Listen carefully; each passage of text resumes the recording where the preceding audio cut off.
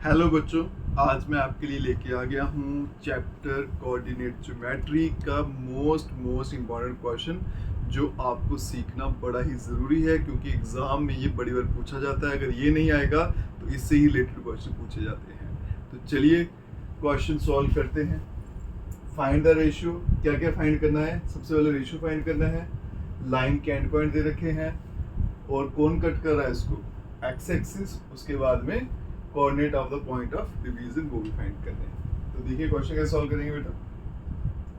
सबसे पहले coordinate geometry का जब भी क्वेश्चन आता है तो उसकी आप डायग्राम बना लीजिए। तो एक लाइन सेगमेंट बना लेते हैं। एंड पॉइंट क्या है इसके, 1, -5 और दूसरा है -4, 5। ठीक है, क्या फाइंड करना था बेटा? रेशियो। इस क्वेश्चन में बच्चों को बहुत डाउट रहते हैं, ध्यान से देखिएगा। सबसे पहले रेशियो फाइंड करना है। तो रेशियो मुझे गिवन नहीं है, तो अगर रेशियो गिवन नहीं है तो उसको खुद से मान के चलना है कि ये रेशियो 1।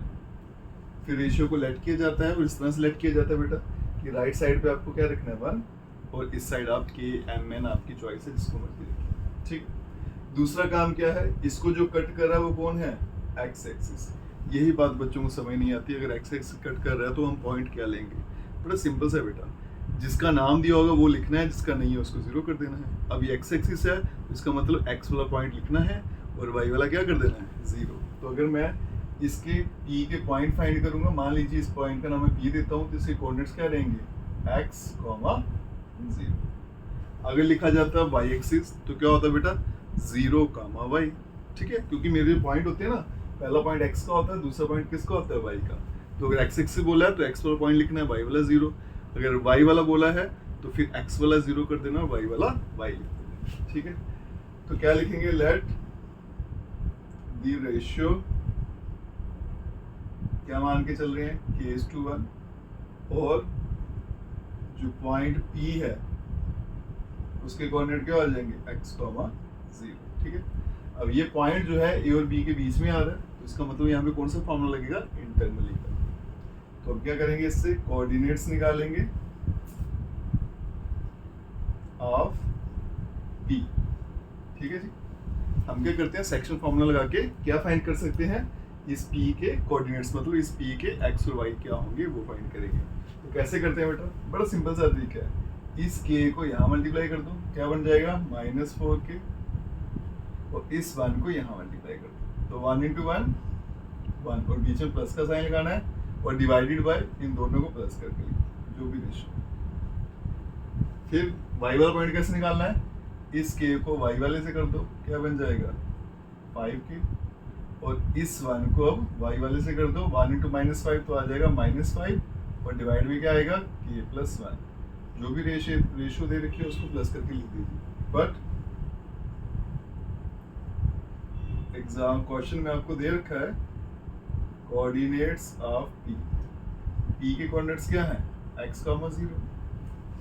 क्वेश्चन में आपको दे रखा है कि P के पॉइंट क्या है, x और 0, और ये मैंने फॉर्मूला लगा के निकाले। अब ये देखो बेटा, दोनों P के पॉइंट हैं, तो फिर ये दोनों क्या होंगे, बराबर होंगे। इसका मतलब x इसके बराबर होगा और ये 0 के बराबर होगा।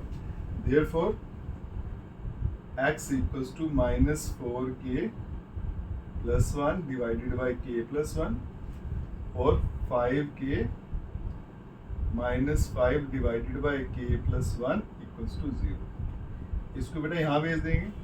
जब इसको मैं यहाँ भेजूंगा तो 0 से मल्टीप्लाई होगा, तो 0 से किसी को भी मल्टीप्लाई करो, आंसर क्या रहता है, 0।